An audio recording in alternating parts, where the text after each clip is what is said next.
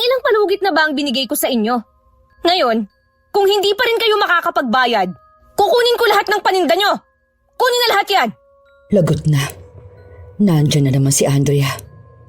Hindi niya ako pwedeng makita. Wala pa akong pambayad sa kanya. Sa susunod na mangungutang kayo, siguraduhin nyo munang may pambayad kayo. Ang lakas-lakas mangutang at mga akong magbabayad. Pero pag sinil na, puro paawa. Ay, nako. Sisa, eto na yung mga gulay na... Oh, ayos ka lang? Anong ginagawa mo dyan? Shh! Hindi ako pwedeng makita ni Andrea. Ha? Bakit naman? Bakit hindi ka niya pwedeng makita? Basta... Hindi na kailangan. Nakita na kita, Aling Sisa. Ano na ho? Anong petsa na ho? Kailan nyo balak magbayad? O baka gusto mong matulad ka kay Mang Andres, ha? Na hanggang ngayon, hindi pa rin makabangon mula sa ginawa ng mga tauhan ko sa kanya. Andrea, magandang umaga sa'yo.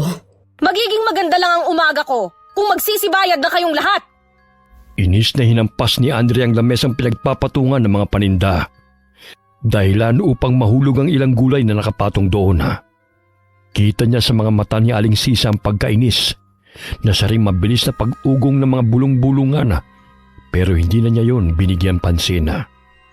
Ma'am Andrea, hindi niyo naman ho kailangang hampasin ang lamesa. Ay, oo nga po, ma'am. Huminahon lang ho kayo. Huminahon? Bakit? May pambayad na ba yan, ha? Wala. Wala pa ho. Kita nyo na? Tapos gusto nyo akong huminahon? Pasensya na ho. Pero matumal talaga ang kita nitong mga nakaraang linggo. Wala pa talaga akong maibabayad ngayon, pero... Tama na! Ayoko nang marinig ang mga palusot mo. Nangako ka sa akin, di ba? Babayaran mo ako ngayon. Kaya nasa na? Ay, mawalang galang na ho, Ma'am Andrea. Magkano ho ba ang utang ng kapatid ko? Ako na lang ho muna ang mag-aabono. Hindi na. Kuya, utang ko to kaya ako dapat ang magbabayad. May pamilya ka rin kailangang pakainin. Ayos lang. Magkano ba? 1,000. 1,000 ho? Teka, bakit 1,000 na? 500 piso lang ang utang ko, hindi ba? Oo, 500 piso lang ang inutang mo. Pero tumataas ang interes niyan sa paglipas ng mga araw na pinagtataguan mo ko. Kita ni Andrea ang pagpupuyos ng galit sa mukha ni Aling Sisa. Nanilisik ang mga mata nito at nanginginig ang labi. Muling umugong ang mga bulong-bulungan. Keso nagkamali raw si Andrea ng kinalaban. Mapaklas ang natawa at natigilan nang saglit na pumula ang mga mata ni Aling Sisa. Ano yung nakita ko? May samaligno ba siya? O guni-guni ko lang yung biglang pagpula at pagkislap ng mga mata niya. Pasensya na ho kayo sa kapatid ko, ma'am. Nagkasakit ho kasi ang anak niya. Kaya yung perang dapat pambayad sa inyo, nagastos na pambili ng gamot. Hindi. Siguradong guni-guni ko lang yun. Malamang tinatakot lang nila ako. Diyan kayo nagkakamali. Ha! Napakasakiti naman ho yata ng anak nyo, Aling Sisa. Sisa, kumalma ka. Maraming tao sa paligid. Ayaw mo naman sigurong maging tampulan na naman ang usap-usapan, hindi ba? Eto ho, tanggapin niyo ho muna itong 300 piso. 300 piso? At anong gagawin ko rito? 1,000 ang utang ng kapatid mo. Sabi ni, walang pambayad ang mga to kaya dinadaan na lang ako sa paninindak. Kakaiba na talaga ang mundo. Ma'am, baka pwede hong hulugan ko muna. Paunang bayad lang ho muna yung 300. Magbabayad din ho kami agad. Sige, tatanggapin ko ang 300 pisong paunang bayad nyo. Pero... Naku, salamat ho, Ma'am Andrea. Hindi naman ho pala totoong mabagsik kayo eh. Sisa, magpasalamat ka. Bilis. Salamat ho. Hindi pa nga ako tapos. Pero, kukunin ko ang mga paninda nyo. Ho? Lito, kunin lahat ng mga gulay na nakalatag dyan. Teka lang ho. Kung kukunin niyo ho ang mga paninda ko, paano na ako makakapagbayad niyan sa inyo? Oo nga po, Ma'am Andrea. Wala Hindi. Sandali, teka lang. Huwag ang mga paninda ko. Parang awa nyo na, nakikiusap ako. Ano bang tinutunga-tunga nga nyo dyan? Lito, kunin nyo na! Sandali lang sabi! Mariing napalunok si Andrea nang biglang sumigaw si Aling Sisa. Aminado siyang kinilabutan sa sigaw nitong parang kayang manlamon ng kaluluwa. Ngunit hindi siya natilaga. Agad niyang sinenyasan ang dalawa niyang tauhana. Pero mabilis din siyang napaatras nang walang kahirap-hirap na itinulak ni Aling Sisa ang lamesa at tumalsik ang dalawa niyang tauhana.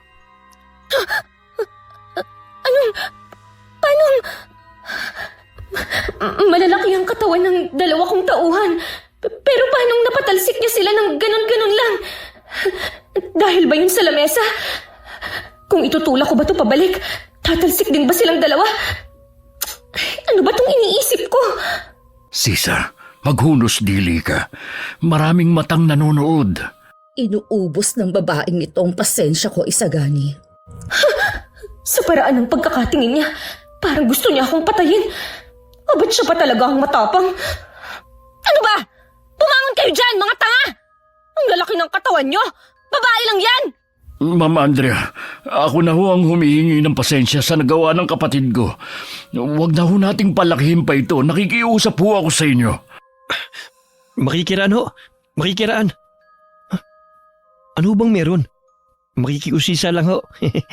Yung kapatid mo ang nagsimula eh! Bakit? Wala ba akong karapatang singilin kayo? Hindi pa namin pinaghirapan ng perang pinapautang namin sa inyo? Teka, si Insan yun ah. Nakikiusap lang naman ako. Nabigyan niyo pa kami ng kaunting panahon. Nakikiusap daw.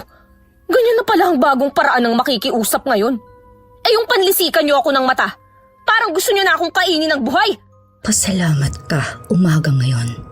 Dahil kung gabi, hindi ako magtatalawang isip na kainin ka talaga. Ano? Talagang nakuha niya pang manakot? Sisa, ano ba? Hindi niyo ho ba naisip na kung kukunin niyo ang mga paninda ko, mas lalo akong walang maipambabayad sa inyo? Wala akong pake! Insan! Anong ginagawa mo rito? Kaya pala parang narinig ko ang boses niya. Ang alam ko, nasa Maynila to ah. Nabalitaan kasi namin ang nangyari sa negosyo ni Tito. Nagpunta ako para sana kamustahin kayong dalawa.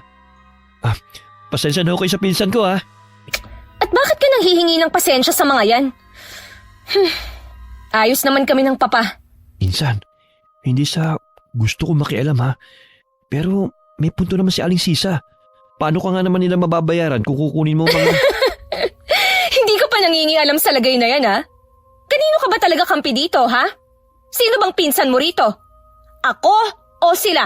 Insan, nakakaya na kasi. Skandalo na tong ginagawa mo eh. Iskandalo? Ako pa? Insan, natatakot lang naman ako para sa'yo. Paano kung pagkaisa ka ng mga tao rito sa baryo? Kahit pa sabihin natin may mga kasama kang tauhan, mas marami pa rin sila. Isa pa, hindi ko na gusto yung bulong-bulungan nila tungkol sa'yo. Anong bulong-bulungan? Tsaka, anong gusto mong gawin ko? Magpakabait ako sa kanila? Para gawin ulit nila sa akin ang ginawa nila noon kay Mama? Si Mama na walang ibang ginawa kundi magpakita ng kabutihan at malasakit sa kanila? Naintindihan ko kaya ka nagkakaganyan dahil sa galit. Pero Insan... Tama na. Itong tatandaan nyo ha?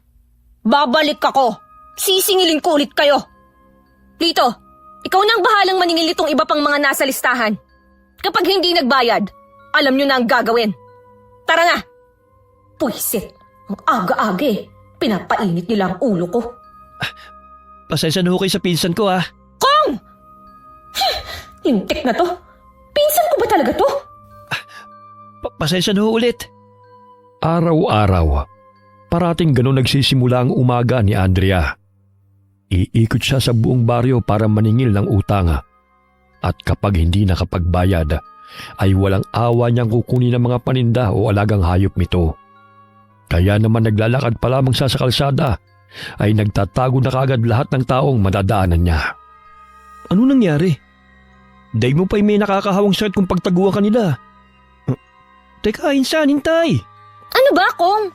Ang aga-aga eh. Kita mo ng bad trip yung tao, di ba? Nakisawsaw ka pa kanina. Pasensya na. Saan ka ba kasi pupunta? Sa impyerno. Ano, sama ka? Insan naman eh. Saan nga? Sa sementeryo. Magpapalamig ng ulo. Sama ako. Dalawin na rin natin si tita. Huwag ka nang sumama. Gusto kong mapag-isa. Sige na naman, Insan. Minsan na nga lang tayo magkasama eh. Bahala ka sa buhay mo. Bakit ka pala umuwi dito sa atin? Kagaya ng sinabi ko kanina, nabalitaan ko kasi yung nangyari sa negosyo nyo. Insan, ayos na ba talaga kayo? Para kasing mas lumalala ang pakikitungo ng mga taga-baryo sa inyo eh. Huwag ka nang magtaka.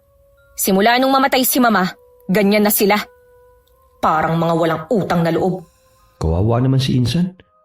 Ano ba talaga nangyari kay tita? Tanging si Tito lang kasi nakakalam ng dahilan ng pagkamatay ni tita. Kaso tulala naman siya at hindi makausap. Kaya naiintindihan ko kung bakit ganyan lang umasta si Andrea. Pwede ba? Huwag mo nga akong tingnan na parang nakakaawa akong bata. Pasensya na. Tahimik silang nagpatuloy sa paglalakada. Sa bawat hakbanga ay ramdam niya mga matang nakasilip at nakamasid sa kanila. Hindi naman buong baryong may utang sa pamilya nila. Ngunit hindi pa rin niya maunawaan kung bakit lahat ay tila umiiwas. Pinili na lamang niyang huwag pansinin ang mga ito. Pagkarating nila sa sementeryo. Insan, may babae sa puntod ni tita. Sino kaya yon? Ha? Babae? Oo, ayun oh. Kilala mo? Hindi. Ngayon ko lang din siya nakita. Malabo namang kamag-anak ni Mama. Wala naman siyang kamag-anak dito sa baryo eh. At pagkatapos ng pagtataksil na ginawa ng buong baryo sa kanya, may lakas pa silang dumalaw sa puntod niya. Sino kaya siya? Sa liit ng baryo natin, halos lahat ng tao rito kilala ko na. Pero parang ngayon ko lang siya nakita. Posible bang dayuhan?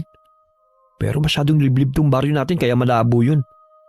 Oh, palis na siya pinsan. Manang! Manang! Sandali lang po! Insan tara! Insan? Sandali. Parang namumukhaan ko siya. Ha? Hindi ko lang maalala kung saan kami nagkita. Manang, teka! Sandali lang ho! Teka Insan, sandali! Antayin mo ako! Mabilis na tumakbo si Andrea upang habulin ang matanda. Sa tansya niya ay lagpas 50 na ang edad nito. Nakasuot ng itim na belo at may katangkaran. Hinabol niya ito hanggang sa bungad ng kakahuyan. Ngunit nang akmang maabutan na niya, bigla na lamang itong naglaho na parang usok. Anong... namamalikmata lang ba ako? Bakit ka tumigil? Asa na siya? Naging... usok. Ha? Nakita ko. Bigla siyang naging usok at nawala. Ha? Insan, huwag ka naman magbiro ng ganyan. Nasa gubat tayo. Huwag ka namang manakot. Seryoso, nandito siya kanina. Hahawakan ko na sana ang balikat niya. Tapos, bigla siyang naging puting usok at nawala. Ha? Puro na lang ba ha ang sasabihin mo? Kasi Insan, parang ang labo naman nun eh. Biglang naging usok, tapos naglaho. Ano yun? Magic? Seryoso nga ako. Mukha ba akong nagbibiro? O guni-guni ko lang yun. Naging usok? Naglaho? Ha? Insan, hindi kaya... Hindi kaya ano? Hindi kaya engkanto yun? Engkanto? Bakit naman dadalawin ng engkanto ang puntod ng nanay ko? Oo nga no. Pero kasi wala namang taong biglang nagiging uso at naglalaho eh. Baka naman guni-guni mo lang yun. Ewan, hindi ko alam. Tara na nga. Pero asa na kaya yung matanda? Bigla siyang kinilabutan sa isipin na baka hindi nga tao ang nakita nila kanina. Ngunit ipinagkibit balikat na lamang niya yon. Lumapit siya sa puntod ng kanyang ina. Ngunit natigilan ng mapansin ang kakaibang bulaklak. Pilak ang mga talulot nito. Mabango. Ngunit taglay ang isang halimuyak na mahirap ipaliwanag. Anong klaseng bulaklak naman to? Insan, ano yan? Ang ganda naman yan. Teka, O bakit? masama ang kutob ko dyan eh.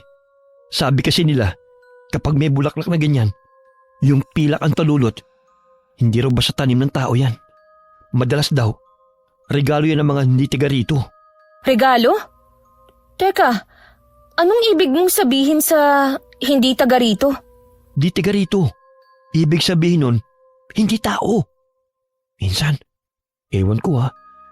Pero kung tutungang biglang naglaho yung babae kanina, baka nga hindi siya tao. At siya lang naman ang posibleng nag-iwan yan. Dahil siya lang naman ang naabutan natin dito, di ba? Sa bagay, may punto ka. Pero bakit parang pamilyar sa akin ang bulaklak na to? Akin na, Insan. Ako na magtatapon. Ha? Sige. Nag-aalangan mana. Iniabot niya kay Kong ang bulaklak. Sinundan niya ito ng tingin at pinanood habang inililibing ni Kong ang bulaklak sa may di kalayuan. Nagtataka man kung bakit yun inilibing ni Kong. Hinayaan na lamang niya ito at muling ibinaling ang tingin sa puntod ng ina. Mama, sino ho yung babaeng dumalaw sa inyo kanina? Ano ho ba siya? Kilala niyo ho ba siya? Napakarami ko hong gustong itanong sa inyo. Gaya na lang kung ano ba talagang nangyari noon. Puro malabong alaala lang ho kasi ang meron ako eh. At ang katotohanan, wala man lang ginawa ang buong baryo para tulungan kayo. Bigla na lang silang nanahimik pagkatapos ng lahat ng tulong na ibinigay niyo sa kanila. Sana lang pwede kong tanungin ang papa. Pero kahit tanungin ko siya, hindi niya rin naman ako masasagot. Kumusta na pala si Tito? Ganun pa rin. Tulala at hindi makausap. Sabi ng doktor, severe psychological shock daw. Nagpa-treatment si Papa, pero parang wala pa ring pagbabago. Sabi ng doktor, kailangan lang talaga ng oras. At siya lang din ang makakatulong sa sarili niyang paggaling. Kinalulungkot kong marinig yan, Insan. Kaya nga kung hindi mo ko masisisi kung bakit matigas pa rin ang puso ko sa mga taga-baryo. Dahil wala man lang silang ginawa noon para tulungan ng mama. Sa tuwing nakikita ko yung mahabang listahan ng mga taong may utang sa pamilya namin, mas lalo lang akong naiinis sa kanila. Iiyak mo lang yan, Insan. Nandito lang ako. Alam mo, malaking pasasalamat ko kay Tita. Kasi kung hindi dahil sa kanya, hindi ako makakapagtapos ng pag-aaral. Baka isang hamak na magsasaka pa rin kami. Isang magsasakang walang sariling lupa. At pasensya ka na rin ha. Hindi ko kasi masagot yung mga tanong mo eh. Wala rin kasi akong alam eh. Nagulat na nga lang din kami nang mabalita ang wala na si Tita.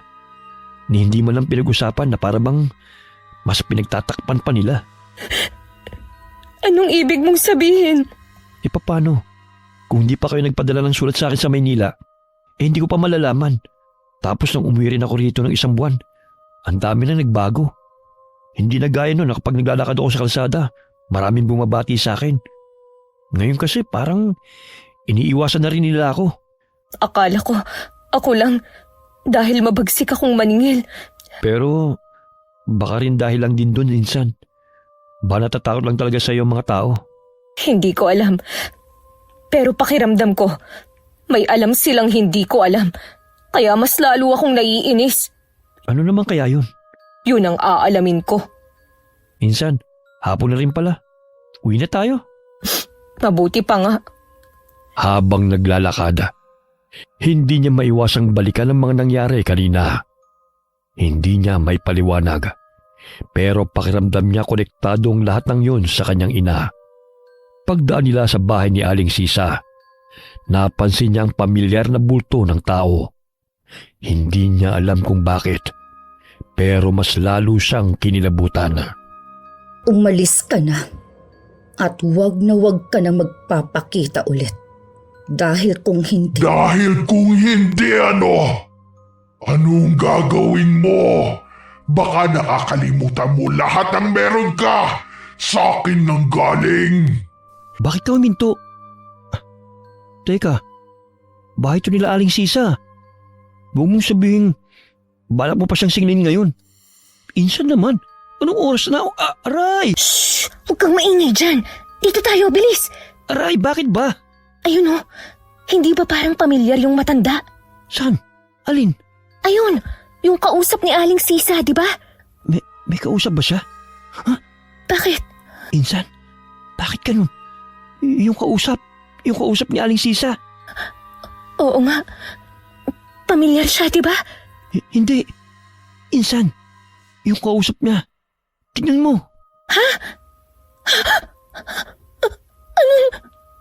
Naguguluhan mana.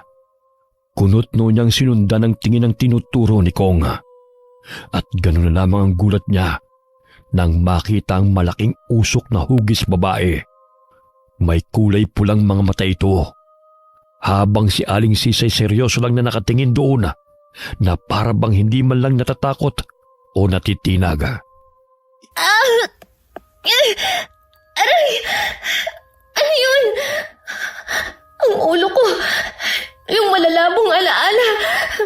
Bakit pamilyar sa akin ang amoy at ang usok? Insan, umalis na tayo rito. Tara na. Insan, ayos ka lang? Bigla akong nahilo. Ha? Hindi ako natitinag sa'yo! Sisa! Pumasok ka na rito! Bilis! Itong sa'yo! Masyadong pambata ang mga laruan mo. Hindi ako kayang sumpilin ng simpleng asin mo lang. Kuya Isagani! Ayos lang ako. Pumasok ka na sa loob at puntahan ng anak mo. Pero paano ka? Ako nang bahala rito. Bagaman nahihilo, nakita niya na muling inatake ni Manong Isagani ang nilalanga. Sinabuhay nito ng asin ng lalaki. Ngunit agad siyang sinugod ng usok at natumba.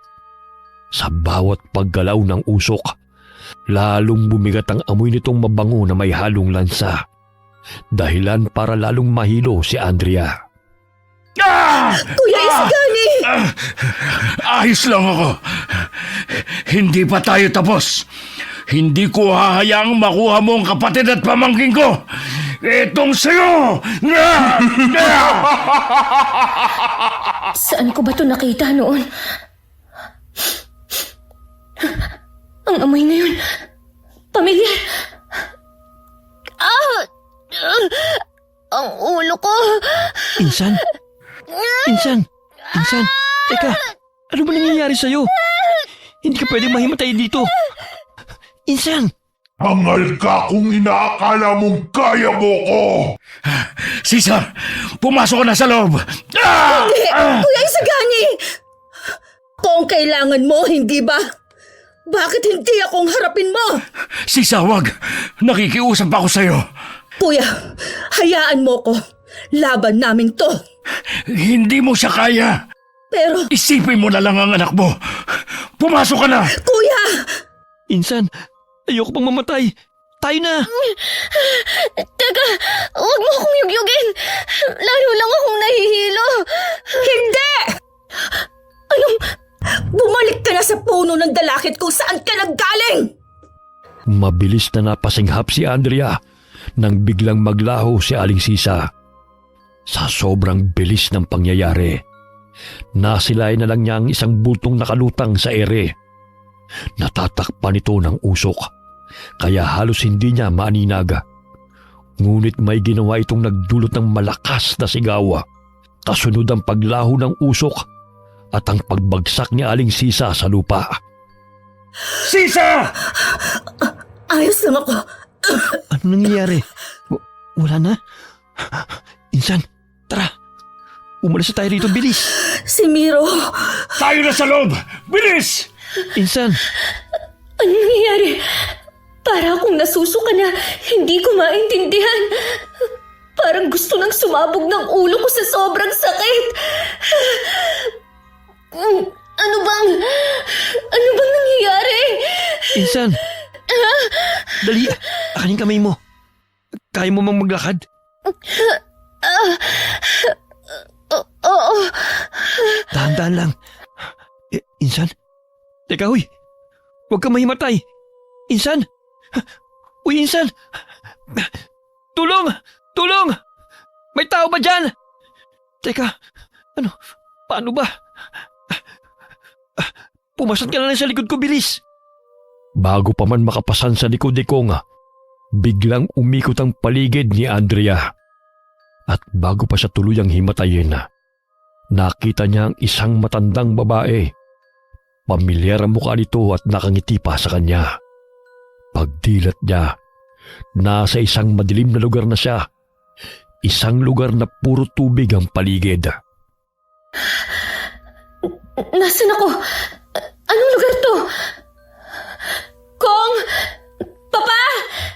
Nasaan na ba ako? Ang lamig! Ang lamig naman dito! Kong!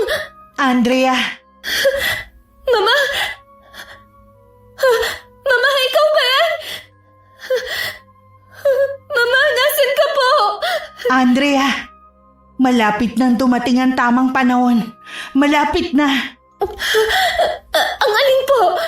Nasaan ho ba kayo? Mama! Nasaan ho ba tayo? Ano pong malapit nang dumating? Mama! Nandito ka sa tirahan ko. Sino ka? Andrea, malapit na. Andrea, gising ka na. Panaginip! Panaginip lang! Ayos ka lang. Pinagpapawisan ka. Tawagin ko lang muna ang doktor. Doktor! Nasaan na ba ako? Teka, kwarto ko to ah. Ay, nasa bahay na pala ako. Saglit na isinandal ni Andrea ang ulo niya sa ulunan ng kama. Makalipas ang ilang minuto, muling bumukas ang pinto at pumasok dito si Kong kasama ang isang doktora. Paglapit nila, agad siyang sinuri nito. Pagkatapos ay may ilang utos ang ibinigay kay Kong bago muling lumabas ng pinto. Ano? Kumusta? Nilalamig ka pa rin ba? Hindi na. Ano bang nangyari? Anong sabi ng doktor? Sabi niya, baka na-trigger lang daw ang trauma mo. Nabanggit ko rin kasi sa kanya na dinalo natin kanina si tita at may mga nangyaring kakaiba. Sabi niya, baka yun ang dahilan kung bakit ka biglang inapoy ng lagnat at hinimatay. Pero, ayos ka na ba talaga, Insan? Inapoy ng lagnat? Oo, nang madala kita rito kanina, bigla ka lang inapoy ng lagnat. Mabuti na nga lang din at nandito si Doc para sa regular check-up ng papa mo. Kaya natignan kanya kaagad. Sandali, binuhat mo ako pauwi? Mula sa bahay nila Aling Sisa? Nakaya mo akong buhatin? Oo, ang bigat mo nga eh. Halos mabali itong likod ko. Isa pa, wala naman akong pagpipilian eh. Sa takot ko na baka magpakita ulit yung usok, ginamit ko na lahat ng lakas ko para lang mabuhat ka pabalik rito. Ganun pala. Pero, yung usok, yung mga nangyari kanina, nakita mo rin yun, di ba? Oo, hanggang ngayon nga kinikilabutan pa rin ako pag naiisip ko yun. Alam mo, mas mabuti pang huwag na natin pag-usapan yun. Nananayo ang balahibo ko. Nakakilabot. Nga pala, sigurado ka bang okay ka na talaga? Oo, medyo mabigat lang ang katawan ko. Mabuti kung ganun. Maiwanan muna kita para makapagpahinga ka. Kong, May problema ba? sasabihin ko ba sa kanya ang tungkol sa napanaginipan ko? Pero baka mas lalo lang siyang hindi makatulog. Wala. Gusto ko lang magpasalamat. Ang papa pala, Nasa kwarto niya, nagpapahinga. ikaw pala, saan ka matutulog? Uuwi ka ba sa inyo? Baka hinahanap ka na nila tita. Ayos lang. Gabi na rin naman eh. Dito na lang muna ako makikitulog sa inyo. Saka, ito naman talagang sadya ko kaya ako umuwi eh. Sigurado ka ba dyan? Hindi mo naman kailangan gawin to eh. Isa pa, ngayon ka lang din bumalik dito sa baryo. Sigurado ako, gusto ka ring makasama ng mama at mga kapatid mo. Oo, Insan. Saka, ang dahilan din talaga ng pag-uwi ko dahil gusto kong tumulong sa negosyo nyo. Pambawi man lang. Maintindihan naman yun ni na inay. Isa pa, nagkasama naman kami nung nakaraang buwan nung umuwi ako rito. Oo nga pala. Sige, meron namang guest room dyan eh. Doon ka na lang muna. Ay, insan, hinandaan pala kita ng lugaw. Ayun medyo malamig na nga lang. Sige kung ako na ang bahala dyan.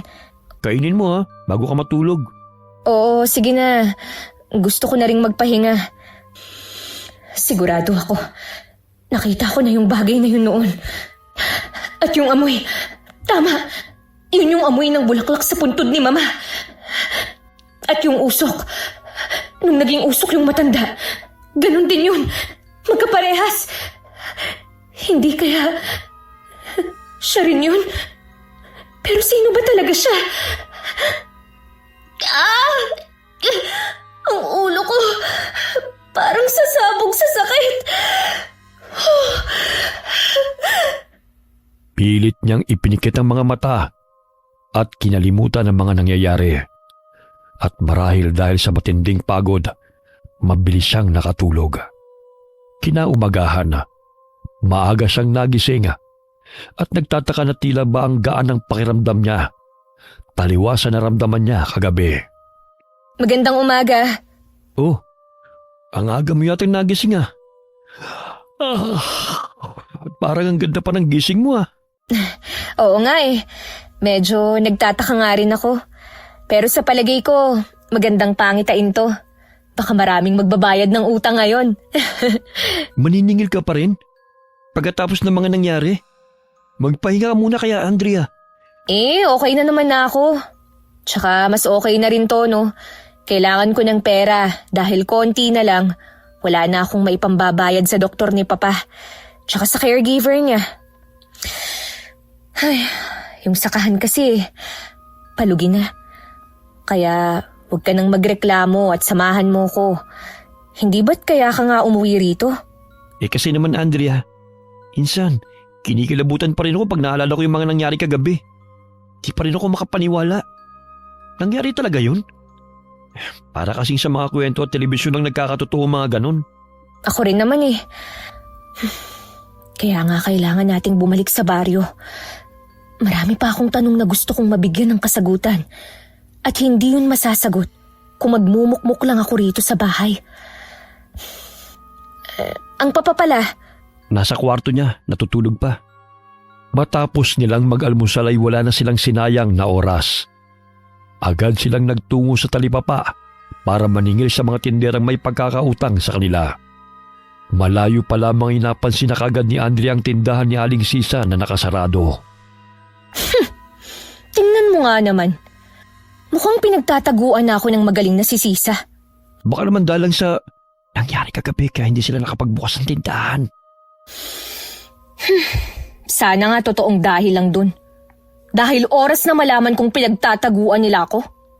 Kalalagyan talaga sila. Ha? Oh, anong gagawin mo? Trespassing yan, huy. Sisilipin ko lang naman. Para kasing may tao sa loob. Wag na, hayaan mo niyan, insan. Sandali lang. Para talaga kasing may tao sa loob eh. Andrea, pinagtitingin na tayo ng mga tao. Baka mamaya may mawala pa dyan. Ikaw pa mapagbintangan. Mahirap na. Shhh! Sinong nandyan? Aling Sisa! Insan. Aling Sisa, alam kong nandyan ka. Huwag mo na akong pagtaguan pa. Hindi mababawasan ang utang mo kung magtatago ka. Aling Sisa! Mabilis na napahinto si Andrea nang bumukas mag-isa ang pinto. Madilim sa loob. Masyadong tahimik. Inilibot niya ang tingin pero walang kahit na sinong naroon. Doon niya napansin ang manipis na usok na marahang gumagapang mula sa sulok. Aabante na sana siya pero agad siyang hinila pabalik ni Konga. Wag na!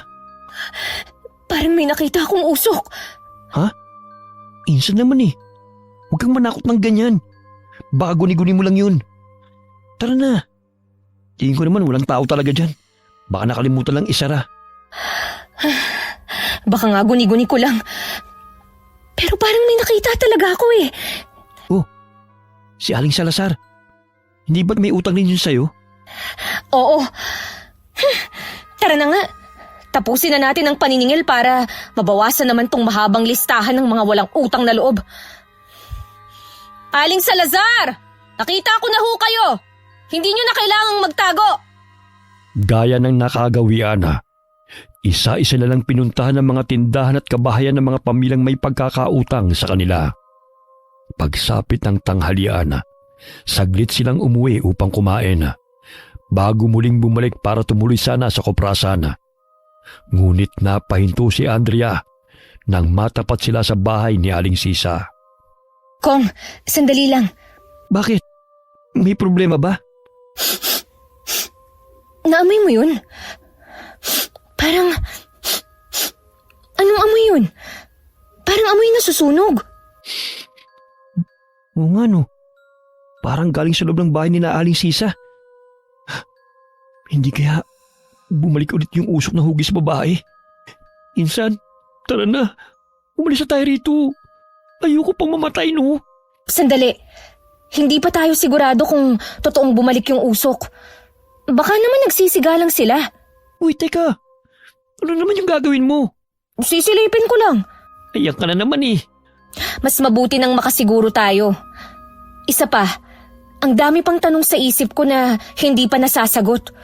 At malakas talaga ang pakiramdam ko na yung matandang kausap ni Aling Sisa kahapon ng hapon at yung matandang nakita natin sa puntod ni Mama na naging usok ay iisa lang. May kausap ba talaga matanda si Aling Sisa kahapon? Yung usok na hugis babae lang kasing nakita ko eh. Oo, at sa palagay ko, siya rin yung usok. Sandali lang, Insan. Hindi ba trespassing tong gagawin natin? Wala naman tayong gagawing masama eh. Sisilipin lang naman natin.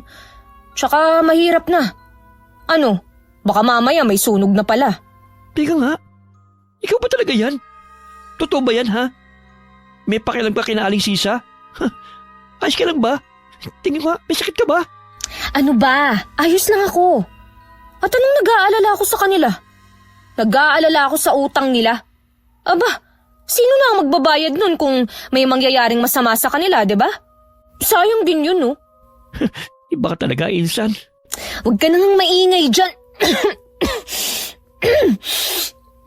Ano bang sinusunog nila? Bakit sobrang nakakasulasok naman ang amoy? Insan, ako natatakot dito sa gagawin natin eh. Daig pa natin ang espiya. Shh! Huwag kang maingay. Tingin ko, doon nanggagaling ang amoy. Tara, dito tayo. Hoy, Andrea, Insan, susuong ka talaga dyan. Para ka namang tik-tik niyan eh. Sira? Tik-tik? Sa silong? Pwede sigbin. Shh! Huwag ka namang maingay. Sinong nariyan? Ang ingay mo kasi. Lagot talaga tayo nito. Shh! Meow! Meow! Seryoso ka ba? Shh! Baka pusa lang yon, huwag mo na lang pansinin. Paano na ngayon, Kuya Isagani? Ano nang gagawin natin? Para namang hindi bumubuti ang lagay ng anak ko. Baka dapat ipatingin na natin siya sa doktor. Hindi na tumatalab sa kanya itong mga halamang gamot ko eh. Wala akong makita. Kainis naman na usok na to. Ang hapdi sa mata. Insan, umalis na tayo rito. Bago pa may makakita sa atin. Insan, tara na. Huwag kang magulo. Doktor, hindi doktor ang kailangan ng anak ko, Kuya Isagani. At isa pa, wala nga akong pera pambili ng ulam. Tapos yung tindahan pa. Sampain nawa!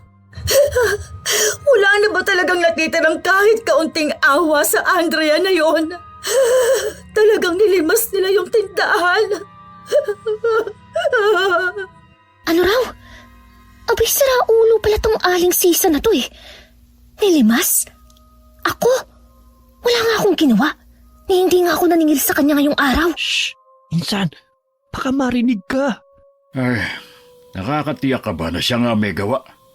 Masamang mambintang, Sisa. Yun ang sinabi ng mga tao sa talipapa. Bakit naman sila magsisinungaling? Isa pa, siya lang naman ang pwedeng gumawa nun. Kong, tigilan mo ko. Susugurin ko tong Aling Sisa na to. Sana ginawa ko na lang. Ako rin naman palang mapagbibintangan. O at least, totoo. Kumita pa ako. Pero oo nga no. Bakit di ko naisip gawin yun? Wala na tayong magagawa pa ron. Ang mahalaga sa ngayon ang anak mo. Hindi pwedeng magpatuloy siyang ganyan. Kailangan nating gumawa ng paraan. Ano yun? Napatid ako. Pasensya na. Aray. Shh! Kuya, hindi kaya bumalik na ulit siya? Ano nang gagawin natin? Nagbalik? Sinong nagbalik? Ang matanda kaya ang tinutukoy niya? Insan, tignan mo. Mabilis na napukaw ang atensyon ni Andrea. Sinundan niya ng tingin ang tinuturo ni Konga. At doon sa maliit na siwang sa may sahiga, sa itaas nakita nila ang anak ni Aling Sisa na nangangayayat. Nanlalaki at nangingitim ang mga mata. Puro galos ang katawan at kung titignan ay parabang wala na itong buhay. Buhay pa kaya siya? Hindi ko alam. Pero parang hindi na yata humihinga. Insan, natatakot na talaga ako rito sa ginagawa natin. Saka malapit ang magdilim mo. Tara na. Bago pa bumalik yung kung ano man yun. Magpakalalaki ka nga. Huwag kang tuwag. Okay, sige. Aamin na ako. Bakla ako. Pwede na ba? Tara na. Seryoso ba? Biro lang. Malamang. Pero para umalis na tayo, oo, totoo. Puro ka naman kalukuhan. Aray! Shh! Kunin mo ang banal na asin sa kwarto. Bilis. Pati na rin yung buntot pagi. Tignan natin kung may magawa pa yan lecheng dalakit nun na yan. Maswerte siya nung una at hindi tayo nakapaghanda. Ito na, kuya. Maganda ka dahil nararamdaman ko na ang presensya niya. Kuya, paano kung maulit ang nangyari noon? Paano kung... Huwag kang mag-isip ng ganyan, Sisa. Hindi mangyayari sa'yo nangyari noon kay Ma'am Almia. Almia? Insan, tama ba yung narinig ko? Si Tita Almia? Ang mama mo? Kung ganun, may alam nga sila sa nangyari kay Mama noon. At posible rin talagang konektado ang matandang yun sa nangyari kay Mama. Insan, Ano ba yun? yung usok. Biglang napalingon si Andrea. Mula sa silong na kanilang pinagtataguan, nakita nilang usok na unti-unting gumagapang. Dahan-dahan itong naiipon sa iisang lugar hanggang sa mabuang hugis ng isang tao. Saglit na kuminang ang mapulang mga mata nito bago tuluyang naging normal ang itsura. Sinasabi ko na nga ba, siya yung nakita natin sa puntod ni Mama. Siya nga yun, Insan. Pero, paano... Hoy, ano na naman ba? Saan na naman pupunta? Eh di tatanungin ko siya. Tatanungin ko siya kung anong ginagawa niya sa puntod ni Mama. Kung anong alam niya. At kung sino ba siya. Napapaliw ka na ba? Lalapitan mo talaga? Baka may maisama ka pa niya sa mundo niya. Sige, ikaw rin. Pero kung baka matulungan niya akong maalala ulit yung mga nangyari noon kay Mama. Baka may alam siya. Hindi mo ba nakita yung ginawa niya kay Aling Sisa at Manong Isagani? Insan naman, mag-isip ka naman. Paano na si Tito, ha? Sige, paano ng papa mo kung pati ikaw mawala sa kanya? Mag-isip ka nga. Huwag kang padalos-dalos. Anong gusto mong... Ano yun? Si Aling Sisa, Insan. Umalis tayo rito. Halika na. Hindi. Hindi ako aalis hanggat hindi nasasagot lahat ng tanong ko. Ano ba? Huwag nang matigas ang ulo mo. Halika na. Hindi mo naiintindihan eh. Ang daya lang kasi na para bang lahat sila may alam. Pero ako, wala. Kung wala kang alam sa hirap na pinagdaanan ko nung mamatay si Mama. Simula nun, nagkandaletse-letse na lahat. Ako ang sumalo noon lahat. Namatay si Mama. Nandun ako. Pero puro malalabong alaala lang ang meron ako. Si Papa, nakita mo naman yung lagay niya, di ba? Hindi ko nga siya makausap eh. Wala akong mapaglabasan ng sama ng loob. Yung negosyo, ayun, nalulugi na. Yung mga taga-baryo, kung umakto sila parang walang nangyari, masisisi mo ba ako, ha? Kahit sa panaginip ko, hinahunting ako ng mga nangyari noon. Anong ibig mo sabihin? Kagabi lang, napanaginipan ko ulit si Mama. Pero iba sa pagkakataong yun. Mas nakakatakot, mas nakakakilabot. Sabi niya, malapit na raw. Malapit na raw ang ano? Hindi ko alam. Tinanong ko siya pero... hindi ko alam kung... Pero tingin ko talaga, may gustong sabihin sa akin si Mama. At kailangan kong malaman kung ano yun. Oh, Insan tabi! Bago pa man makalingon si Andrea, mabilis na siyang naitulak ni Kong palayo. Napasubsub siya sa sahig at nanlaki ang kanyang mga mata nang makita si Kong na tumilapon at sa lakas ng pagkakabangga sa haligi ng bahay, napaubo ito ng dugo. Kong! Andrea, anong ginagawa niya rito? Hindi na dapat siya nagpunta pa rito. Kuya, si Manang Luring. Talaga namang napakakunat ng matandang yan. Kong! Anong ginawa niyo sa pinsan ko? Insan, sa likod mo! Alanganing napalingon si Andrea nang may ituro si Kong at halos maubos ang kanyang hininga sa gulat nang makita ang matanda sa harapan nila. Nakangiti habang nanlilisik ang kulay pulang mga mata. Mabilis siyang umatras, saka iniharang ang sarili upang protektahan si Kong. Sino ka ba talaga? Kamukhang kamukha mo talaga ang iyong ina at ang iyong...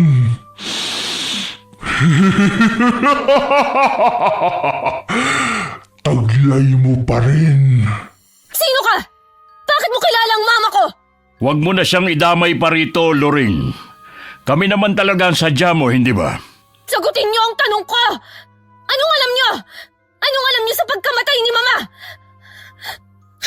Huwag kang lalapit! Sisa, pumasok ka na sa loob at ilayo mo na rito ang anak mo. Paano ka, kuya? Ako na ang bahala. Tatapusin ko ng dapat matagal ko nang tinapos. Pero... Sige na! Kuya, gamitin mo tong mutya ng dalikit nun para makatakas rin kayo rito. Alam ko, wala itong gaanong epekto sa kanya dahil sa kanya rin nagmumula ang kapangyarihang meron to. Pero... Hindi. Gamitin mo yan pang protekta sa inyo ng anak mo. Ano ba? Sagutin mo ang tanong ko! Sino ka? Anong alam mo? Ngayon na! Loring! Humanap ka ng katapat mo! Etong sayo! Mabilis na kinabig ni Andreas Kong palayo nang biglang sumugod si Manong Isagani sa dalakit noon. Ngunit sa mismong sandali na tumama ang buntot pagi sa katawan ng nilalang, tila bang hagupit ng sakit ay dumaloy din kay Andrea. Dahilan para mapaluhod siya at mapasigaw sa sakit. Insan! Manong Isagani! Ang nilalang na yan ang kalaban nyo! Hindi ang pinsan ko! Insan! Insan! Paano? Hindi ko tinamaan si Andrea. Pero paano? Hindi maaari. Paano nangyari ito? Isinakripisyo ni Ma'am Almi ang buhay niya para putulin ang sumpa. Pero bakit? Hindi niyo mailalayo sa akin ng anak ko! Anak ko siya! Hindi siya sa'yo! Hindi! Sisa! Anong nangyari? Bakit ako naapektuhan ng masaktan siya? Noong nakaraang gabi, Insan! Andrea! Ano ba nangyayari sa'yo? nakaramdam rin ako ng... hilo nang maging usok siya at atakihin ni Manong Isagani. Ha? Ano bang sinasabi mo? May hindi tama rito kung may tinatago sila sa akin. Bakit ako apektado? Alam mo, mas mabuti pa umalis na tayo rito. Hindi ko alam po anong nangyayari pero wala tayong laban sa kanila. Tara na, tutulungan kitang tumayo. Mamatay ka na, Lorraine! Ha? Bakit walang talab sa dalakit nun ang buntot pagi ko? At tila si Andrea ang sumasalo ng lahat ng sakit nun. Hindi ako papayag na kunin mo ang anak ko! Mabilis na nabaling ang atensyon ni na Andrea kay Aling Sisa. Muling nag-anyong usok ang dalakit nun at ang puntirya nito ay ang anak niya. Ngunit bago pa man ito makalapit, may inilabas si Aling Sisa. Isang kwintas na kulay itim. Itinaas niya yun at mula roon sumiklab ang kakaibang liwanag. Hindi ito puti, ngunit nakakasilaw ito at tila bumabalot sa paligid. Hindi pa tayo tapos! Babalik ako! Kukunin ko ang batang yan! At Andrea, babalikan kita, anak! Ano yung kakaibang liwanag na yun? Asa na siya? Anak? Aray! Sisa! Diyos ko, anak! Muntik na tayo doon! Kuya, Ayos lang ba kayo? Nasaktan ka ba? hindi naman kuya. Pero ang anak ko, Ano yun? Ayos ka lang? Para akong napaso. Napaso saan? Parang may apoy na dumaloy sa ugat ko nung lumiwanag. Aray! Panahon na rin siguro para malaman mo ang totoo, Andrea. Totoo? Anong totoo? Hindi tayo ligtas dito sa labas. Doon tayo sa loob mag-usap. Teka, paano kami nakakasiguro na wala kayong gagawing masama sa pinsan ko? kung wala kayong tiwala sa amin, pwede na kayo umuwi. Sigurado ako, ligtas kayo doon sa mansyon nyo dahil marami kayong tauhang pwedeng magprotekta sa inyo. Kung wag na. Gusto ko ring malaman ng totoo. Tayo na sa loob kung ganon. Insan, hindi kaya totoo yung hinala natin. Tignan mo yung anak ni Aling Sisa. Para talagang wala na siyang buhay. Tignan mo yung mga kuko. Nangingitim na. Hindi papatay ang anak ko! Buhay pa ang anak ko. Pwede ba akong hindi yun ang mahalaga sa ngayon? Kailangan kong malaman at mabigyan ng linaw ang pagkamatay ni Mama. At hindi mo rin ba narinig ang sinabi ni Aling Sisa? Buhay pa raw ang anak niya. Baka malubha lang talaga. Pasensya na ho, Aling Sisa. Sandali lang. Sisa, mauna ka na sa loob. Susunod kami. Bakit ho? Kung maaari lang sana, huwag na kayong magtanong ng kahit ano tungkol sa kalagayan ng anak ni Sisa. Bakit ho? Hindi nyo na kailangan malaman pa ang dahilan.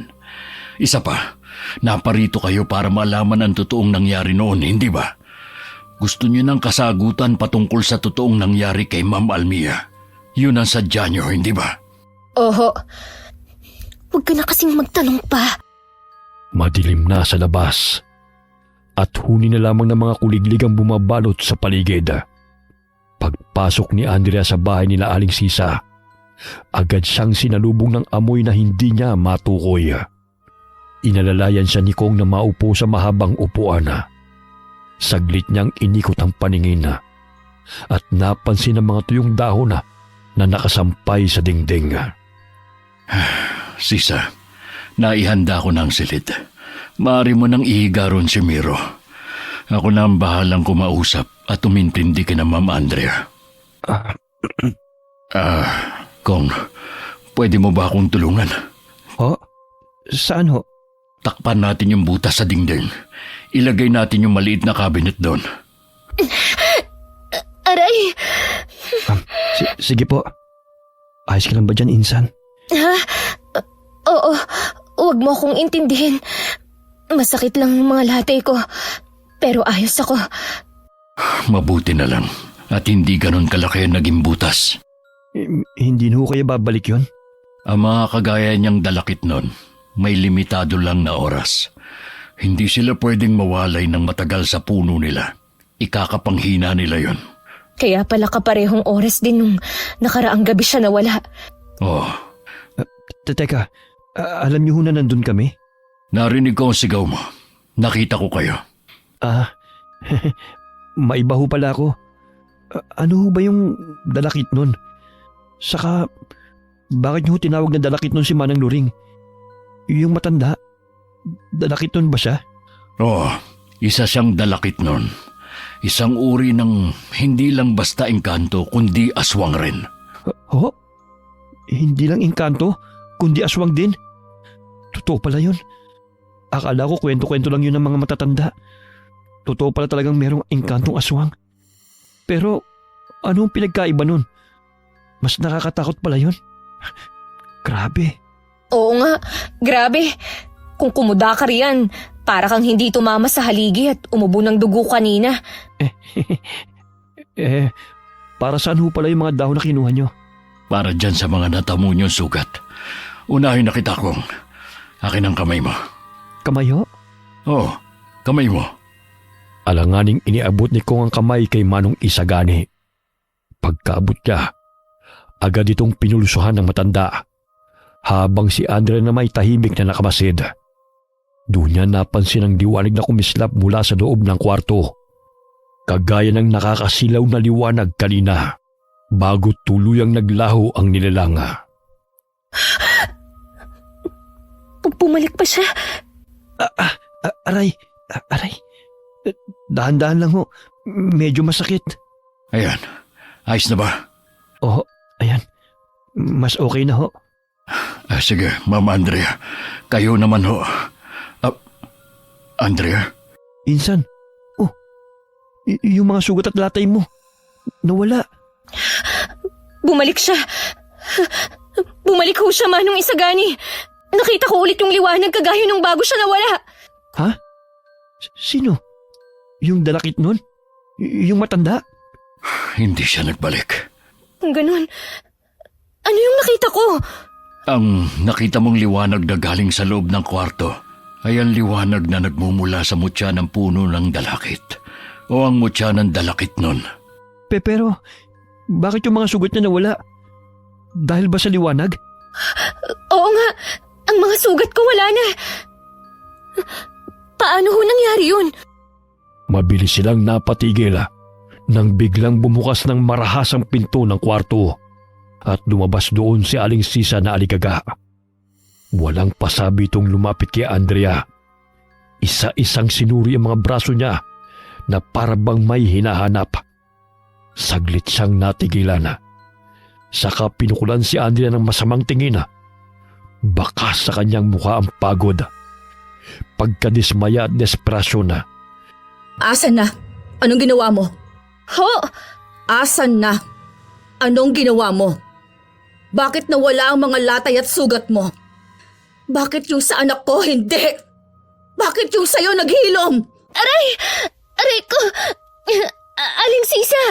Nasasaktan ho ako! Anong ginawa mo? Paano naghihilom ang mga sugat mo? Sisa! Sisa, kumalma ka! Kuya! Oo nga ho, Aling Sisa. Kahit ho kami, hindi namin alam kung paano gumaling ang mga sugat niya.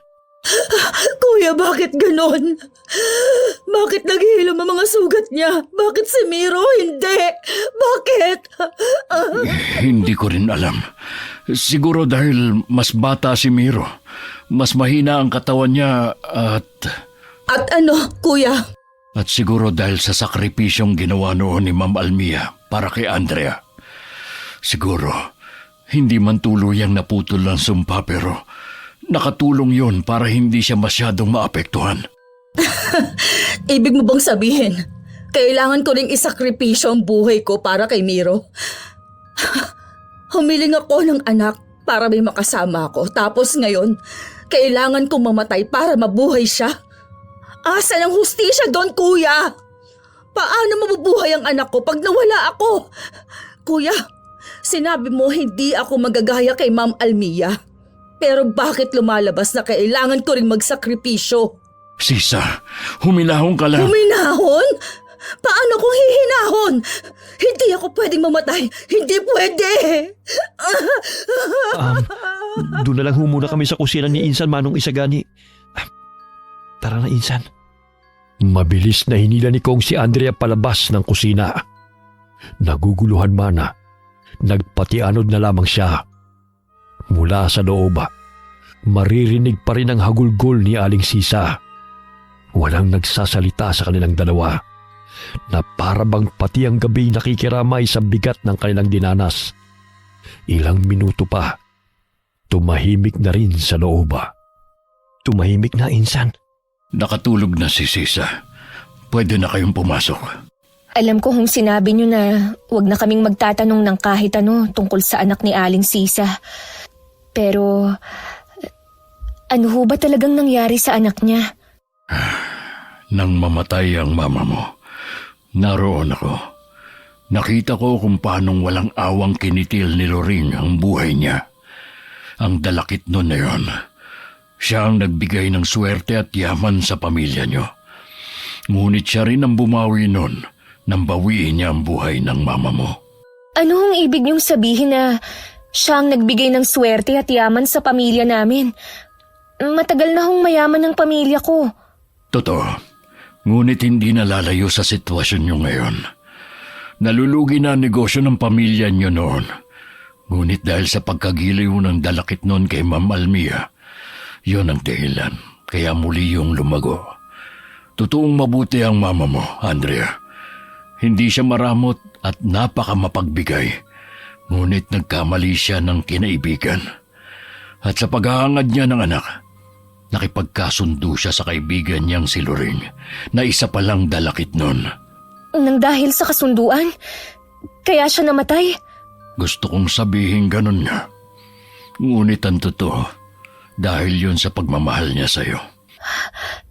Sa akin? Ikaw ang gustong kapalit ni Loring sa lahat ng ibinigay niyang tulong sa iyong ina.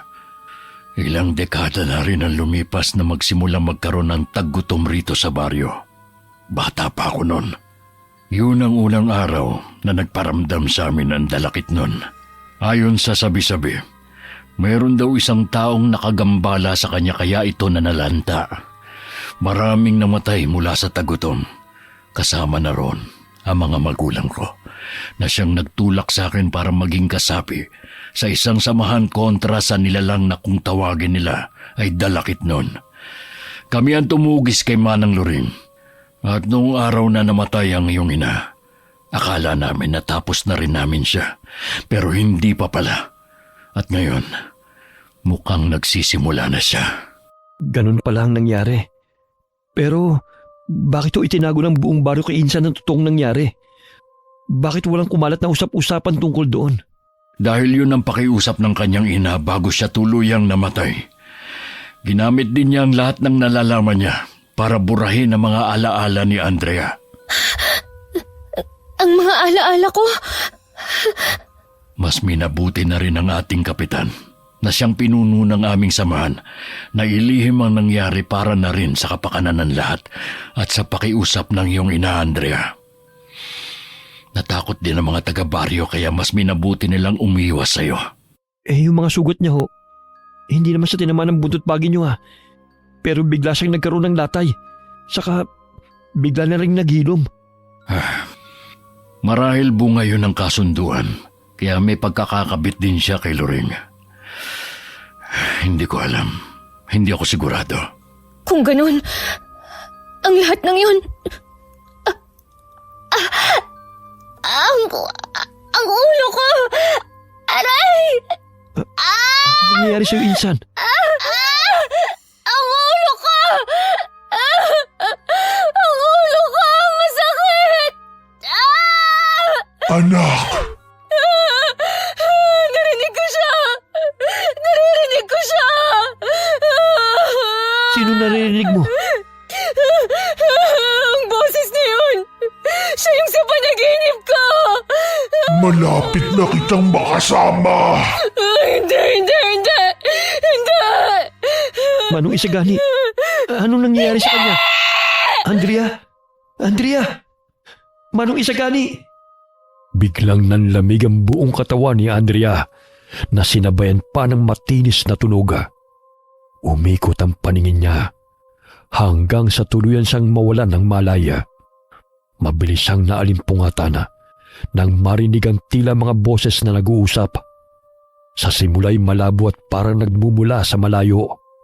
Ngunit unti-unting naging malinaw habang dahan-dahang bumabalik ang kanyang ulirat. Aray, hindi ko kwarto to. Ang ulo ko. Ano na hong gagawin natin? Galit na galit ang mga tao. Nandito pa rin pala kami. Kong, anong nangyayari? Ba't parang ang daming tao sa labas? Insan, gising ka na. Nagkalat ang mga patay na hayop malapit sa bungod ng gubat at lahat sila. Si Aling Sisang sinisisi. Ano? Paano nangyari yun? Hindi rin namin alam eh. Saka, bakit si Aling Sisa ang sinisisi nila sa pagkamatay ng mga hayop? Kailangan nating makaalis dito nang hindi nahahalata ng mga tao sa labas. Paano? Pwede tayong dumaan sa gilid ng bahay. Pero saan ho tayo dadaan palabas? Makikita pa rin nila tayo. Sa silong, may pintuan sa sahig doon sa kwarto. Pwede tayong dumaan doon. Tayo na. Bilis! Kong, Bakit? ano ba talagang nangyayari? Hindi ko rin alam eh. Nagising na lang ako dahil sa ingay. Nahahalata mo rin ba? Parang may tinatago sila sa atin. Pansin ko kasing kanina pa nila iniiwasan ng mga tanong ko eh. Pansin ko nga rin, Insan. Kayong dalawa. Tayo na. Oo. Dahan-dahan lang. Saka huwag kayong maingay para hindi nila tayo mahalata. Nagkatinginan saglit sina Andrea at Konga bago sumunod kay Manong Isagani. Pagkababa nila sa silong, mabilis silang lumusot sa gilid ng bahay. Tumawid sa mga halamanan at dumiretso sa gubat. Mabuti na lamang at walang nakapansin sa kanila. Ngunit habang naglalakad ay tumambad sa kanilang mga patay na ibon at may ilang mga patay na baboy ramo. Sko, ano ba yan? Sigurado ko, hindi tao may gawa nito. Hindi ho kaya ang dalakit no ng may gawa. Posible. Pero bakit kay Aling Sisa sinisisi? Kuya, saan na tayo pupunta ngayon? Iniiwasan talaga nilang tanong mo, Insan. Pwede kayong tumuloy sa amin pansamantala. Mas ligtas tayo ron kesa sa kagubatan. Hindi na. Kuya, baka pwede tayong tumuloy sa inyo. Delikado. Kung doon kayo pupunta, hindi malabong makasalubong ninyo sila. Pero kung sa bahay namin tayo pupunta, pwede tayong dumaan sa kagubatan. Lusot ng niyugan. May daan doon papunta sa amin. Mas malayo ang daan pero mas ligtas. Pero kuya, May punto si Andrea, Sisa. Mas ligtas kung sa kanila muna tayo pansamantalang mananatili. Kung ganoon, dito ho ang daan. Naunang naglakad si Andrea. Paminsan-minsan ay nililingon niya ang mga kasama niya sa kanyang likuran. Napansin niyang hirap na hirap si Aling Sisa sa pagkarga ng anak. Sa tansya niya ay nasa 4 na taong gulang pa lamang ito. Ngunit ang ipinagtataka niya ay payat naman ang bata. Pero parang hirap na hirap si Aling Sisa na buhatin ito. kanina pa tayo naglalakad. Malayo pa ba tayo? Konting tiis na lang ho. At ayun, natatanong ko ng bahay nila, Insan. Pansin kong nahihirapan na ho kayo, Aling Sisa. Gusto niyo ho bang magpahinga muna? Ay, hindi na. Kaya ko pa. Bilisan na lang natin na makapagpahinga na tayong lahat. Ayan, konti na lang. Malapit na ho tayo. Tuloy kayo. Ate Maya! Ate Maya! Mabilis na tinungo ni Andre ang kwarto ng kanyang ama at sakto namang nakasalubong niya roon ang doktor nito. Bahagya itong nagulat at napatulala nang sundan ng tingin ni Andre ang tinitingnan nito. Nakatuon yun sa anak ni Aling Sisa. Mabilis pa itong napa-sign of the cross na para bang nakakita ng multo. Ayos lang ho ba kayo? Para ho kayong nakakita ng multo ah. Ay, oo nga, Insan. Aling Sisa, si Doc Alvin ho, siya yung doktor ni Tito. Magaling na doktor ho yan. Baka, huwag niyo sanang mamasamain. Pwede niyong ipatingin sa kanyang anak niya. Hindi! Hindi, doktor, ang kailangan ng anak ko. Kayo, bakit nagagalit ka agad? Nasaan ho pala ang papa? Nasa kwarto niya ho ba? Kong, pupuntahan ko lang ang papa ah. Ikaw na lang munang bahala sa kanila. Sige, Insan.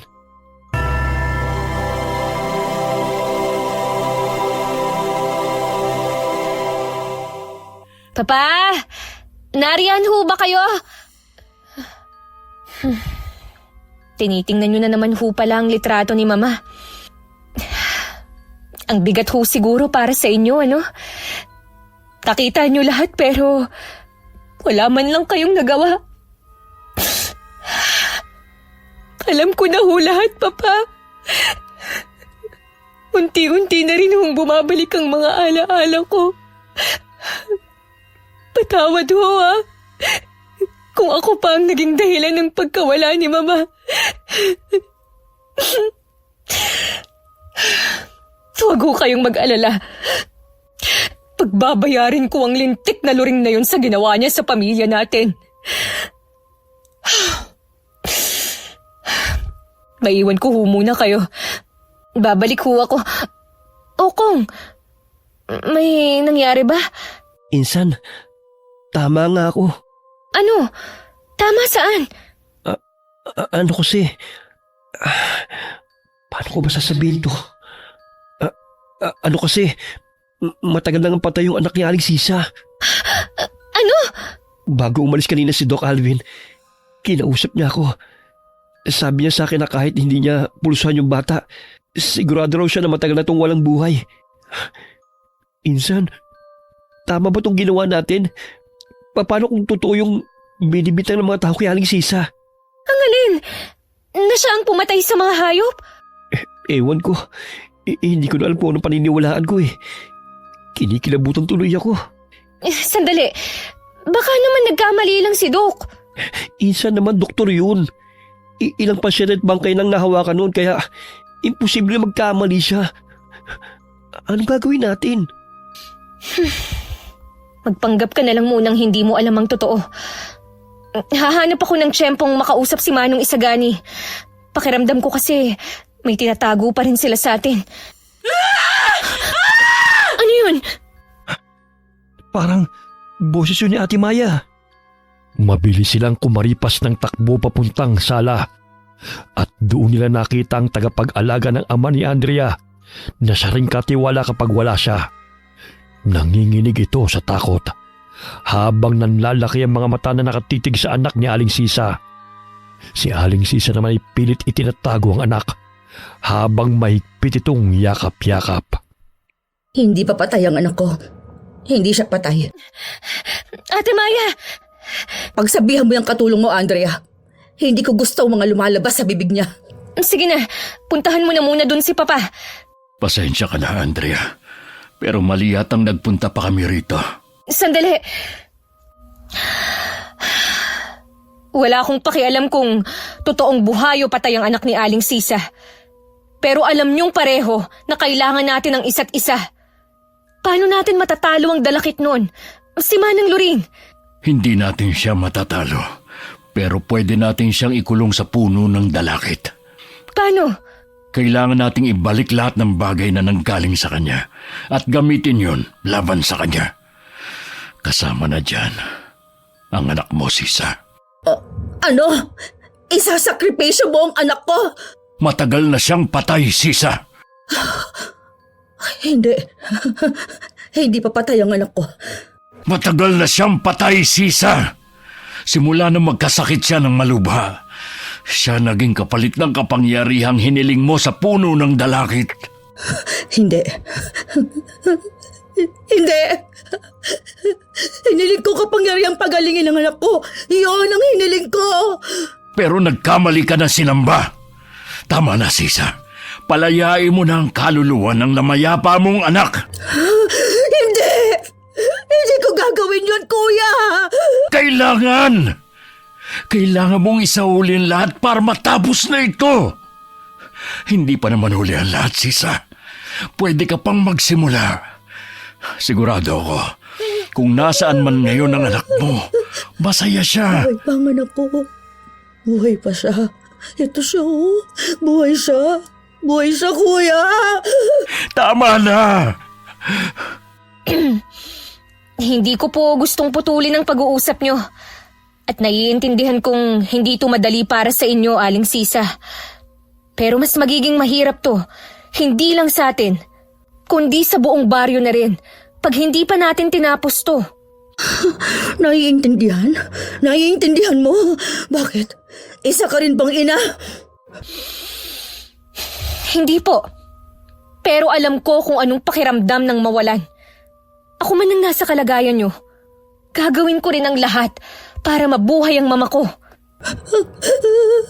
Hindi papatay ang anak ko.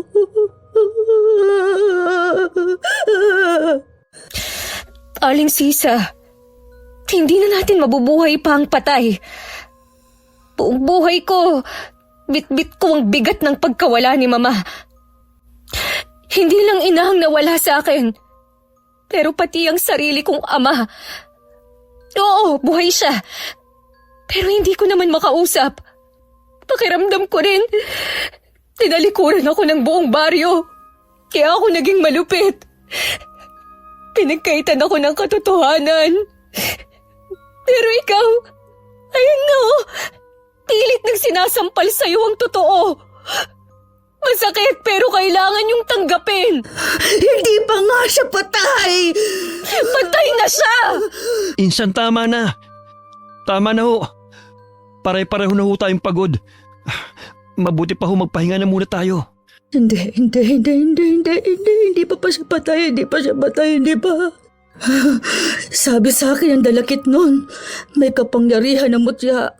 Nakuha ko yung mutya. Mapapagaling pa siya nito. Gagaling siya. Sisa, Gagaling siya! pasensya na. Pero kailangan muna kitang patulugin. Anong ginawa mo sa kanya? Huwag kang mag-alala. Pinatulog ko lang siya. Paano niyo nagawa yon? Manggagamot ako. At mayroon ding angking galing. Halos lahat ng albularyong may galing. Kayang gawin ang ginawa ko. Kailangan ko muna siyang patulugin. Dahil nauubusan na tayo ng oras. Tanghaling tapat na. Sigurado ko, pagsapit ng gabi, babalik siya para kunin ang gusto niya. Ano ang gagawin natin? Sabi niyo kailangang ibalik sa kanyang lahat? Ano yung ibabalik ni Andrea? Huwag niyo hong sabihin, kailangan kong mamatay. Sigurado akong may bagay na iniwan ng matandang yon sa iyong ina. Yon ang kailangan mong ibalik. Ano naman yun? Bagay? Ay, Insan, yung bulaklak sa punto ni tita. Oo nga! Pero nilibing mo yun sa simenteryo, di ba? Oo, Kailangan niyo makuha yon. Pero hindi ka pwedeng umalis ng bahay, Andrea. Delikado. kung ganun, ako na lang hong kukuha. Sige. Ito, dalhin mo yan para protektahan ang sarili mo. Ano naman ho ito? Mabisang pangontra yan. Humayo ka na. Ha? Ngayon na ho? Sabi ko nga ho eh. Mag-iingat ka rin ah. Andrea, pwede mo ba akong tulungan? Ikalat natin tong asin sa buong bahay niyo. Kailangan din natin magpausok ng insenso at kamangyan. Sige ho. Mabilis silang naglagay ng asin sa paligid. Ngunit bago pa man matapos, isang mahinang pag-ungulang nanggaling sa silid ng ama ni Andrea. Agad siyang tumakbo roon at nadatna ng ama sa balkonahe. Nanginginig, hirap na umuungol at nakatitig sa malayo na para bang may nakikitang nakakatakot. Papa! Papa! Anong nangyayari? Ate Maya! Ate Maya! Papa! Pwede ko ba siyang matingnan? Sige ho, hahanapin ko lang si Ate Maya. Sige. Ate Maya! Ate Maya! Asan na ba siya? Ang sabi ko, bantayan niya si Papa eh. Kumusta ho? Bakit bigla na lang siyang nangisay at umuungol? Hindi naman ho siya ganyan eh. Ngayon lang nangyari na nagkaganyan siya. Ay, ano bang nangyayari? Bakit naman ngayon pa, Papa? Saglit siyang natigilan sa kakalakad nang mapansin ang isang bulto ng tao mula sa malayo. Masyadong malayo para maaninag niya ito. Pero mabilis niyang nakumpirma kung sino yun nang bigla na lamang itong maging usok at maglaho. Mabilis na gumapang kay Andrea ang kaba. Nakita ko si Manong Loring. Manong Isagani, ipasok ko natin si Papa, dali! Sigurado ka ba sa nakita mo? Hindi ho ako pwedeng magkamali. Insan! Insan! Si Kong, bakit nagbalik na siya agad? Kong, anong nangyari? Nakuha mo ba? Bakit ang bilis mo? Yung mga tao! Ang dami nila! Hindi ko alam kung paano nila nalaman. Pero papunta na sila rito. Ano? Yung bulaklak, nakuha mo ba? Oo, ito. Tinakbo ko lang. Ay, hinihingal pa ako. Teka lang. Paano na ho ngayon? Ang bulaklak na yan. Hindi yan isang ordinaryong bulaklak lang. Yan na nga yun. Kailangan may pumigil sa mga tao. Kailangan natin magsagawa ng ritual. Alam ko na. Kong, hanapin mo si Lito at utusan mo ang iba pang tauhan natin para pigilan sila. Ako ulit? Oo, hanapin ko si Lito. Manong Isagani, saan ho natin isasagawa ang ritual? Sa mismong tirahan niya, sa puno ng dalakit. Puno ng dalakit? Pero malayo rito ang totoo niyang tirahan. Hindi tayo makakapunta ron. Alam ko na ho, may puno ng dalakit sa likod bahay namin. Katapat mismo yun ng kwarto ni Mama noon. Pero hindi na namin ginagamit ang kwarto na yun ngayon. Pwede na ho kaya doon? Oh, pwede na yun. Pero paano ho ang Papa? Ligtas ho ba siya rito? Insan! Natawag ko na sila. Ayun, tamang-tama. Kong, Ako na naman? bantayan mo muna ang Papa. Dalin natin siya sa sala. Samahan niyo rin si Sisa. Ilang minuto na lang ho. Lulubog na ang araw. Kailangan na nating bilisan. Kung ganon, ano pang hinihintay natin? Tayo na!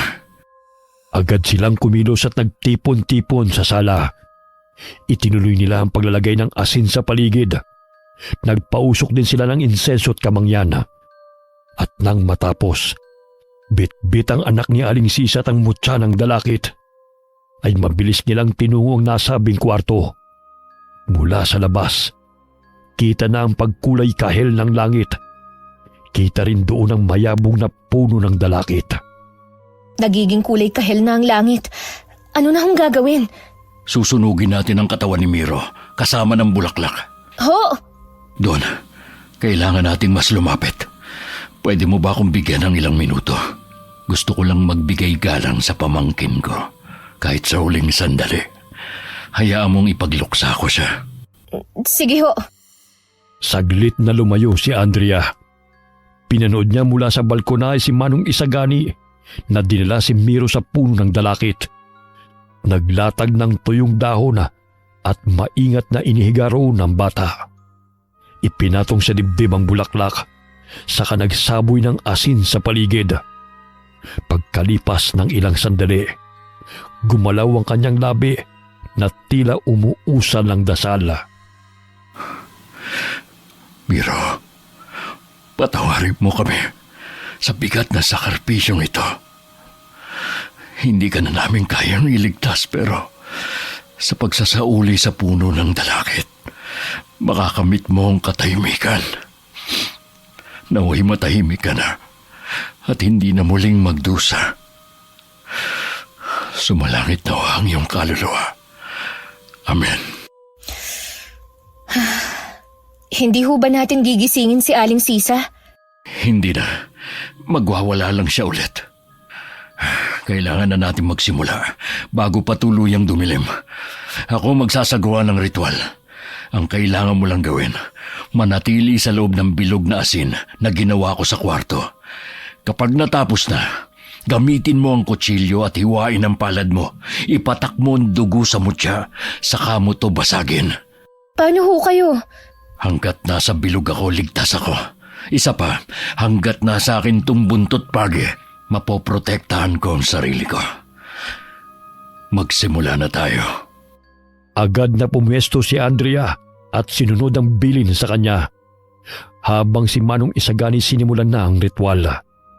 Sa umpisa'y kalmado ang lahat. Hanggang sa unti-unting bumigat ang hangin. Nang akmang sisindihan na ni Manong Isagani ang mga dahon, biglang may gumapang na usok. Mabilis na naalerto si Andrea. Samantalang nanatiling kalmado si Manong Isagani. Narito na siya. Andrea, maghanda ka. Ano man ang marinig mo, baliwalain mo. Sigurado akong lilinlangin ka niya. Hindi ako natatakot kay Manang Loring. Kung nakuha mo na ng aking ina, pwes ngayon, hindi ka na magtatagumpay! Ah! Andrea, hindi mo ko kalaban. Nakalimutan mo na ba?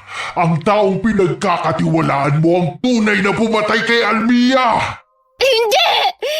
Nililinlang mo lang ako! Umalis ka sa ulo ko! Ayaw kitang marinig! Insan! Insan, ano nangyayari? Buksan mo ang pinto! Huwag mong iwan sila, Papa! Laban namin to! Anak! Andrea! Mama! Hindi! Hindi! Nililinlang mo lang ako! Labanan mo, Andrea! Malapit ko nang matapos ang ritual! Andrea, anak! Nasasaktan ako! Mama! Ngayon na! Hindi! Nagpakita ka ring hinayupa ka! Etong sa'yo! Andrea! Huwag kang magpapadaig sa mga naririnig mo! Nililinlang ka lang niya! Biglang natigilan si Andrea. Nagkulay pula ang kanyang mga mata, kasabay ng matinis at nakakangilong tunog. Para siyang nabibingi. Saan man siya tumingin, wala na siyang ibang nakikita kundi kulay pulang paligid. Maging si Manong Isagani ay nagbago ang anyo sa kanyang paningin. Hindi! Hindi ito totoo! Hindi! Hindi mo ako malilinlang! Sa'kin ka nagmula, Andrea. Huwag mo nang labanan. Lalo ka lang masasaktan, anak. Hindi! Hindi mo ako anak! Ah! Andrea! Labanan mo! Tandaan mo ang mga biling ko sa'yo! Tama! Ang kutsilyo! Ang kutsilyo! Andrea! Manahimik ka! Katapusan mo na! Napahiyaw si Andrea sa sakit ng hiwain niya ang kanyang palada. Sinikap niyang pinatulong dugo sa kwintas na mutya. Pagkatapos ay winasak ito gamit ang kutsilyo. Napapikit siya nang biglang kumawala roon ng puting liwanag, kasabay ng pagbabalik ng mga naburang alaala niya. Mama! Andrea, tapos na. Insan, ano nangyari? Tapos na. Hindi niya na tayo muling gagambalain pa. Pero, nandyan po ang puno ng dalakit. Hindi ho ba natin susunugin yan? Hindi na kailangan. Sapat na ang ginawa natin upang panghabang buhay siyang ikulong. Mabuti naman ho kung ganon. Bigla silang natigilan nang marinig ang palahaw ni Aling Sisa. At nang puntahan nila ito, ay hindi na rin ito matigil pa sa pag-iyak habang pilit na inaabot ang kawalan. Sa palagay ko, nagkita na ulit sila ni Miro. Ayos ka lang, Insan. Naalala ko na lahat ko. Sa wakas, matatahimik na rin ang lahat ng namayapa. Pero, paano pala yung mga tao sa labas? Ako na ang bahala sa kanila. Matapos ang lahat ng pangyayari, unti-unting bumalik sa normal ang baryo. Hindi alam ni Andrea kung paano ipinaliwanag ni Manong Isagani sa mga tao ang kababalaghan. Ngunit basta na lamang naging maayos ang lahat. Ang kanyang amay nagsimulang magpakita ng pagbabago. Hindi na lamang ito nakatulala. At bagamat hirap pa rin magsalita, mas nakakausap na ito ngayon. Nabawasan din ang takot ng mga taga-baryo kay Andrea. Lalo na't nagpasa siyang hindi na singilin ng mga may utang sa kanila. Meron lamang siyang isang kondisyon, ang pagtulungan nilang ibangon muli ang mga sakahan mula sa pagkakalugi na siya namang malugod na sinang-ayunan ng lahat. Sa kabila ng mga bulong-bulungan, pinili ni Aling Sisa na lisanin na lamang ang baryo at magsimula ng panibagong buhay malayo sa masasakit na alaala. Samantala, si Manong Isagani nagbalik sa kanyang pamilya at muling nakipag-ugnayan sa dating samahan. Sila na ngayon ang nangangalaga sa buong baryo. Si Kong naman ay hindi na muling bumalik sa Maynila at mas piniling manatili roon. Sa huli, muling bumalik ang katahimikan sa baryo. Bagaman hindi kagad naghilom ang sugat mula sa nakaraan, natutunan naman nilang harapin ang takot at magtulungan upang muling bumangon at magsimula. Si Andrea, na minsang kinatatakutan, ay naging tanda ng pagbabago, na ang lakas ay hindi nasusukat sa kapangyarihan ng dugo o sumpa, kundi sa tapang na labanan ng kasinungalingan at piliing tumindig para sa iba. Okay, sana po nagustuhan niyo ang kwento natin ngayon. Shout out po tayo sa Servano family na taga Tobias Fournier Antique, from Rose Servano from Abu Dhabi, UAE. Hi kay Ruben Granad Redondo from Parañaque. Hi Enriquita Castre. Hi kay Eloisa Jane Galang from Batya, Bacoor, Bulacan. Hi kay June Mateo. Hi Sally Albino from Kawayan City, Isabela. Hi kay Rosalie Riambonanza from Saudi Arabia. Shout out sa Urbano Sisters kay Cynthia Mela, Betty Albay at Delia Baronia. Kamusta po kayo? Shout out sa Buendia family from Lucy Buendia ng Nueva Ecija. Kamusta po kayo? Hi kay Cheryl Vertudazo from Bahrain. Hi kay Dina Reclamante. Hi kay Rona Galado from Hong Kong. Hi kay Ria Duetes from Bohol. Pero nandito po siya ngayon sa Antipolo. Hi Ria. Shout out po sa lahat ng OFW dyan sa France. Lalo na po kay Liza Rosario. Mabuhay po kayo. Hi kay Rangeline Alcantara from Ditumabo, San Luis, Aurora. Hi kay Glenda Gilyado from Malaysia. Alright, maraming salamat po sa inyong lahat and God bless all of you.